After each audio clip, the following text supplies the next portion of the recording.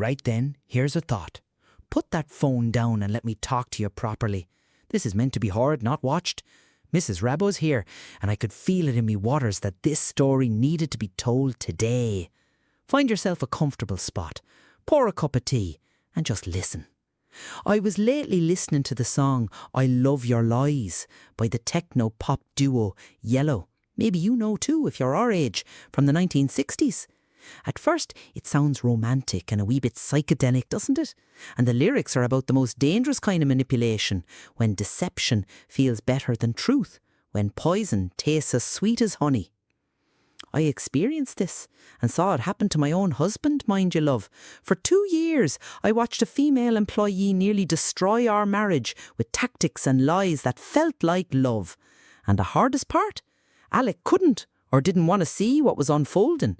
I could smell the rat from day one. That's because women have different radar and antennas than men subject to this kind. We can sense when another woman is circling our territory, marking her intentions. And don't get me wrong, this incident wasn't about romance. It was about power, control, and the slow destruction of a good man's boundaries to gain advantage. She made herself indispensable at work, became his perfect workmate, confided about her troubled marriage, and painted herself as the victim who only Alec could truly understand. Alec, the good man with a heart of gold. Unfortunately for this situation, he was, with his people-pleaser traits, not properly equipped. She engaged in classic tactics of manipulation that I recognised immediately, but Alec saw as a genuine connection. The worst part? Watching someone you love falling under a spell. You can see it clearly, but you can't break the cycle.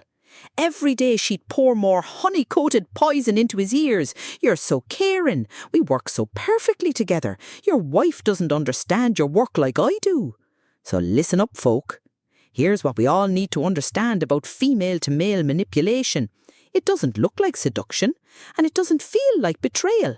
It looks and feels gorgeous, like being needed, valued and understood, until you open your eyes.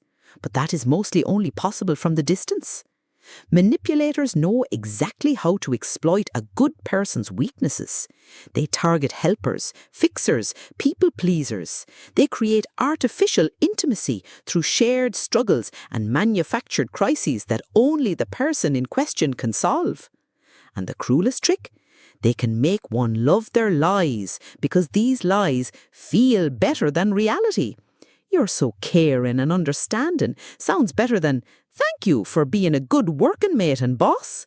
We're special together feels better than ordinary professional boundaries. And most importantly, they will ensure that their grass is greener.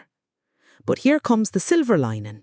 They can only keep up the facade that long because living on and by lies and manipulation cost them a lot of energy, and the possibility that the facade cracks gets higher by the day because lies don't last, do they?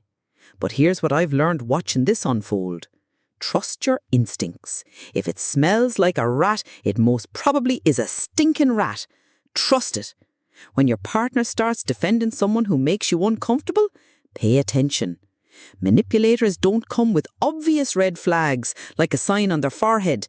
They often come as sweet as honey and with tactics that are supposed to feel like affection. Well, there's your 3 minutes of hard-won wisdom about recognizing manipulation disguised as partnership. Now go trust your instincts and protect what you've built before sweet honey turns to poison. See you soon, and remember, authentic love doesn't need lies to flourish.